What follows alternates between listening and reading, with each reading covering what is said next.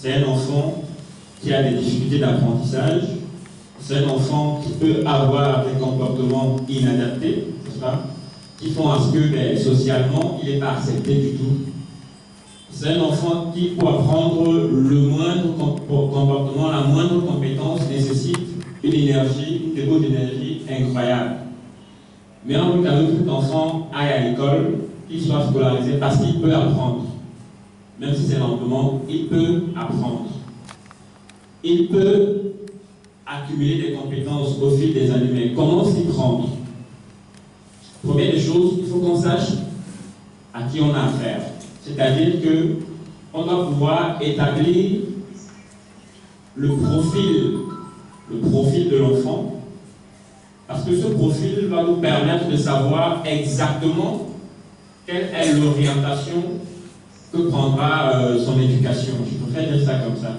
Quelle est l'orientation que prendra son éducation? Et ceci se fait de façon générale par un collège de personnes formées à évaluer et à comprendre et à évaluer les besoins d'un enfant, peu importe l'enfant, et naturellement des experts naturels que sont les parents qui sont au centre de tout le process. Donc ce que veut dire, c'est que on va rencontrer tour à tour. Tous peuvent être dans le même environnement, ça peut arriver, mais ça c'est dans des environnements vraiment bien construits. Mais il peut arriver qu'on ait plusieurs espèces situées dans des environnements différents. Maintenant, le parent doit savoir, ou bien l'ensemble des spécialistes qui travaillent avec l'enfant doivent savoir qui est-ce qu'on rencontre et à quel moment est-ce qu'on le rencontre. Lorsqu'on le rencontre, c'est pour qu'il fasse quel travail. Donc, un psychologue, parce qu'on sait qu'il peut évaluer le niveau adaptatif de l'enfant, il y a des échelles conçues pour ça. Un orthophoniste, parce que certainement l'enfant a des problèmes de communication qui vont au-delà de l'absence de la parole. J'espère qu'on se comprend. Des problèmes de communication. Et ces problèmes de communication sont même les problèmes centraux de la personne avec autisme. Ça veut dire que je m'adresse à ce monsieur, par exemple, mais je ne le regarde pas dans les yeux. Ça veut dire que son état émotionnel, je ne le comprendrai jamais. Et il peut être content ou fâché, ça m'est égal. Donc, il peut dire une chose étant très content et je mets à rire, parce que j'ai juste entendu ce qu'il a dit. Mais je n'ai pas regardé son visage pour comprendre quelle est la communication non verbale que véhicule ce visage-là. Du coup, l'enfant aussi va se retrouver dans des difficultés à pouvoir véritablement communiquer. Donc, déjà pouvoir faire ces différentes évaluations. Il y a des enfants qui physiquement ne sont pas solides. On peut avoir besoin d'un kiné, c'est-à-dire que pouvoir rendre les membres, on dit ça, fonctionnels. Maintenant, on peut avoir les membres fonctionnels, mais l'enfant est incapable de pouvoir mener une action motrice. Mais à côté, il y a des spécialistes pour ça. Le psychomotricien atterrit. Donc, vous voyez que finalement, en fonction des besoins de l'enfant, on va faire une évaluation globale.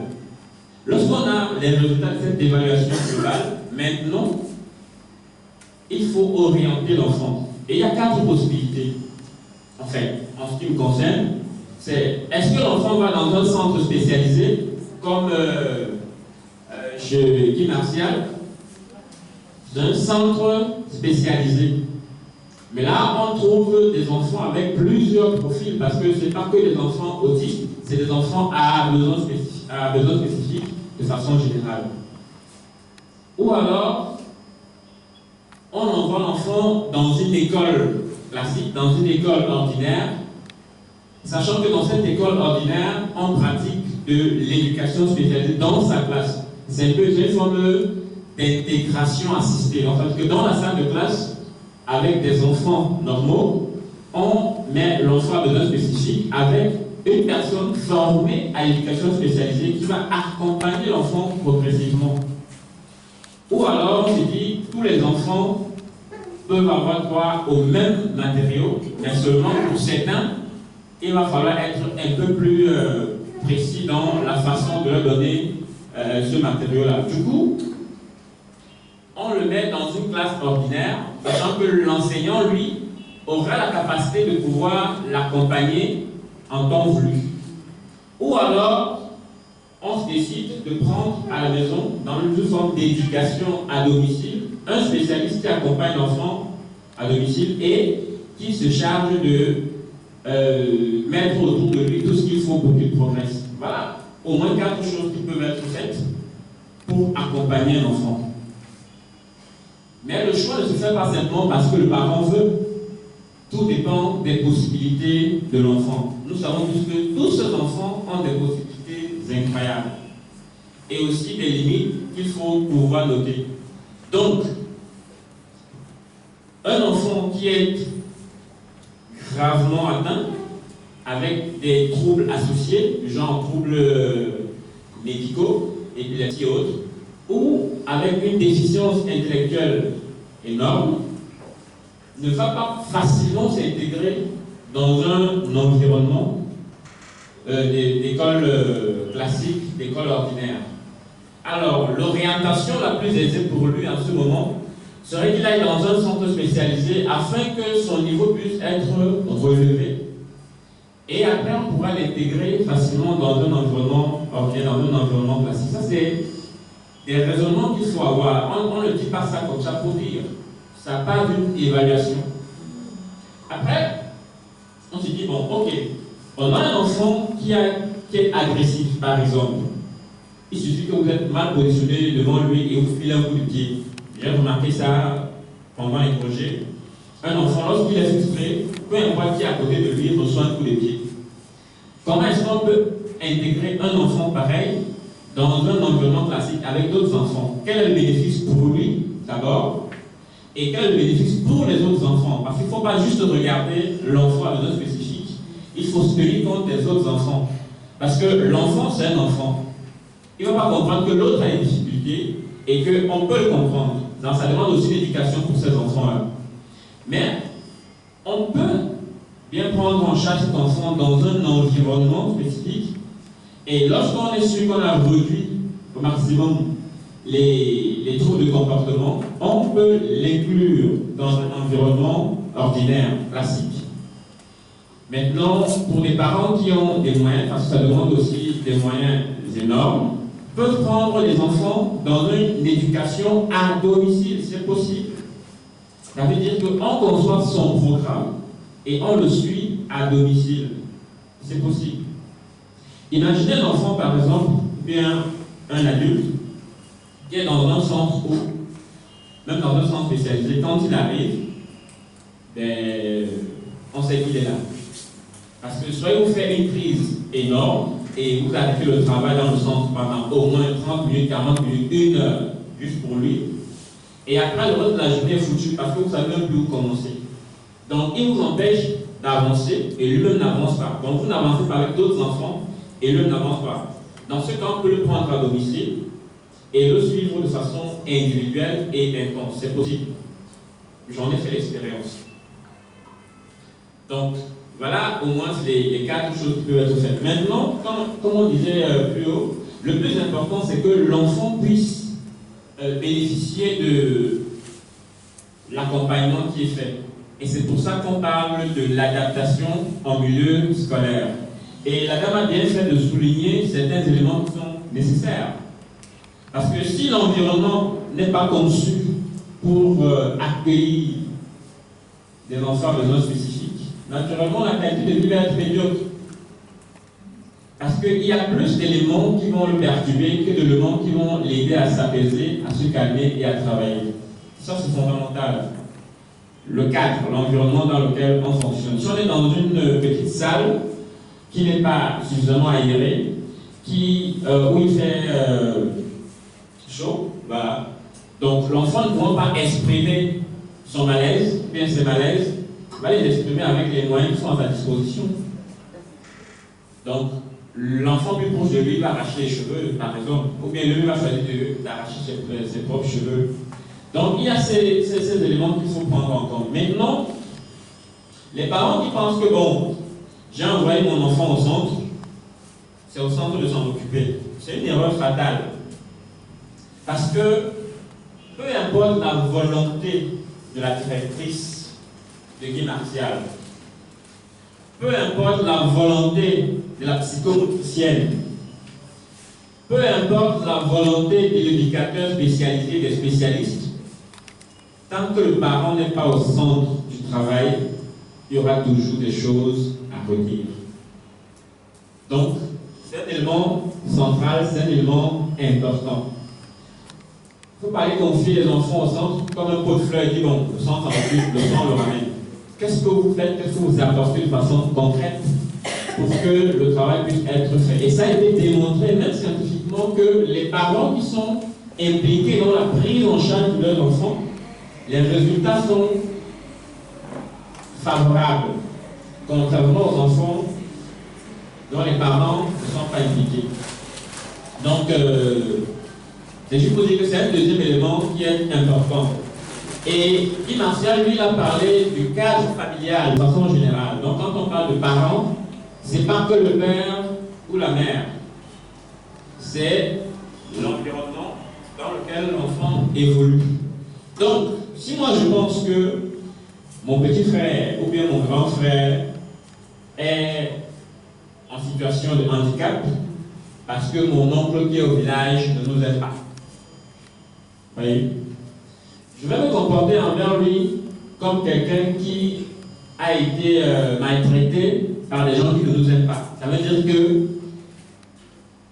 je ne vais pas porter l'attention qu'il faut. Je serai prêt à le mépriser, je serai prêt à le gronder, je serai prêt à le frustrer à toute seconde, mais parce qu'en réalité, il ne nous rend aucun service. Donc, ceux qui ont fait ça viennent de s'en occuper. Et ça, c'est un débarras.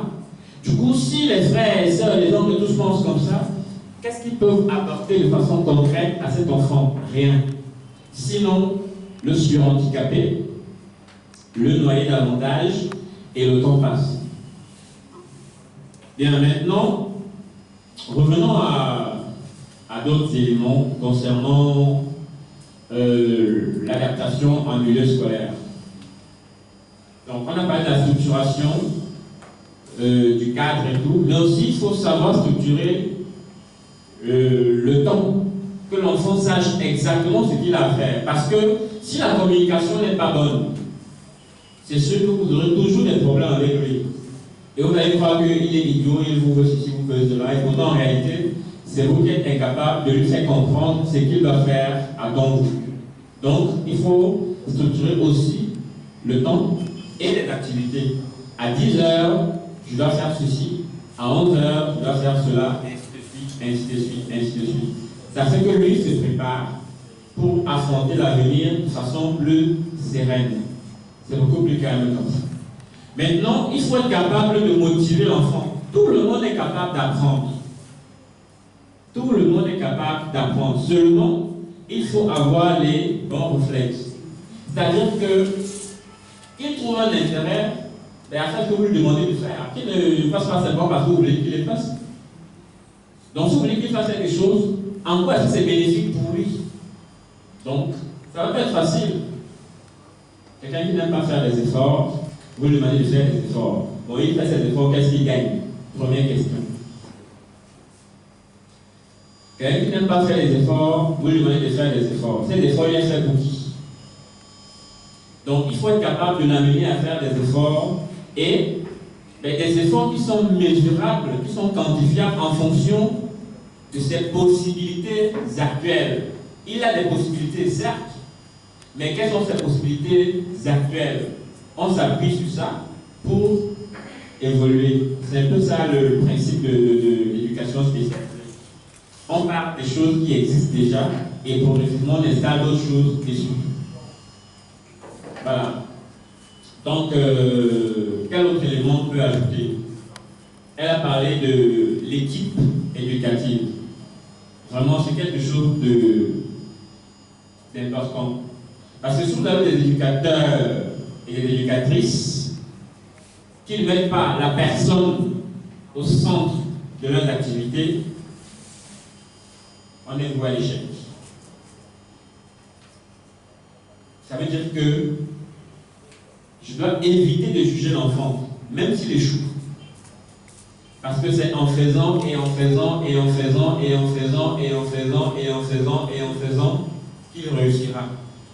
Mais s'il échoue dès la première fois et que moi je pense que vraiment celui-ci, ça ne vaut pas la peine, c'est sur moi qu'il faut se poser des questions. Donc c'est un élément important. C'est-à-dire que mettre l'humain au centre des préoccupations éducatives des enfants de façon générale et des enfants à besoins spécifiques. Deuxième chose, toujours concernant l'équipe éducative. Quelles sont les stratégies et les méthodes adaptées ou bien qu'on adopte pour l'enfant? Parce que on a des enfants autistes, on a 100 enfants autistes, mais croyez-moi, c'est 100 profils différents. Et c'est 100 profils différents d'une période à une autre. Donc ça veut dire qu'il y a 6 mois, le gars, s'il faisait ça, aujourd'hui, il ne fait plus ça. Il est passé à un autre niveau. Donc il faut être capable de comprendre aussi ça et de s'ajuster progressivement. Donc on a fait certainement une évaluation de une année, on a vu quel est le profil de l'enfant. Mais on ne s'arrête pas là-dessus parce qu'il faut faire cette évaluation de façon régulière, réévaluer constamment. Ça nous permet de savoir ce qui s'est ajouté et ce qui s'est amélioré, ainsi de suite, ainsi de suite, ainsi de suite. Donc c'est un travail en permanence. Et félicitations aux parents qui vraiment prennent cet engagement quotidien. Alors,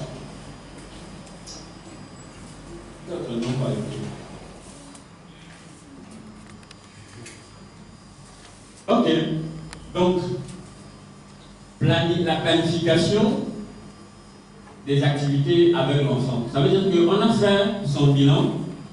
On sait quelles sont les stratégies et les méthodes qu'on peut mettre en place. Maintenant, il faut pouvoir définir des objectifs. Ça veut dire qu'il faudra que cet enfant, par exemple, apprenne à jouer avec les autres. C'est un objectif. Maintenant, ça rentre dans quel cadre? Dans le cadre des compétences sociales. Alors, comment est-ce qu'on fait pour mettre cet objectif-là, ou bien pour les atteindre? Notamment en ayant les bonnes stratégies, en ayant un personnel dévoué, attentif et tout ça, mais également en incluant le parent qui pourra poursuivre ce travail à la maison, parce qu'on vise aussi ce qu'on appelle la généralisation. Sinon, l'enfant, il va apprendre à faire son truc au centre ou à l'école, il a appris à faire ça là-bas, et avec telle personne. Du coup, quand il arrive à la maison, il ne sait plus faire ça. Parce qu'il a appris à faire ça là-bas. Et ce n'est que là-bas qu'il fait ça. Et qu'elle avait tel éducateur. Il faut qu'il apprenne à faire ça avec tel autre, avec tel autre, avec tel autre. Et à la maison aussi, avec tel frère, avec tel frère, avec tel frère. Ça fait que, il pourra généraliser le comportement appris. Un enfant neurotypique, c'est-à-dire un enfant qui se développe sans problème, apparemment, apprend rapidement par imitation et aussi en généralisant le comportement appris. Un exemple simple. Un monsieur passe là avec sa tenue de gardiennage. Un enfant qui a appris ce que c'est qu'un militaire ou un policier va crier le policier. C'est anodin, beaucoup vont nous rire. Pourquoi il dit le policier? Mais en réalité, c'est parce qu'il a appris que les personnes qui sont en tenue sont classées dans la catégorie de policier. C'est une généralisation. Or, l'enfant autiste, il faut lui apprendre le policier dans ce contexte, le policier dans ce contexte, le policier dans ce contexte, pour qu'il puisse généraliser cette compétence. Donc, c'est des éléments importants sur lesquels il faut vraiment travailler. Je crois que les questions et autres vont nous aider à mieux peaufiner cet échange. Merci.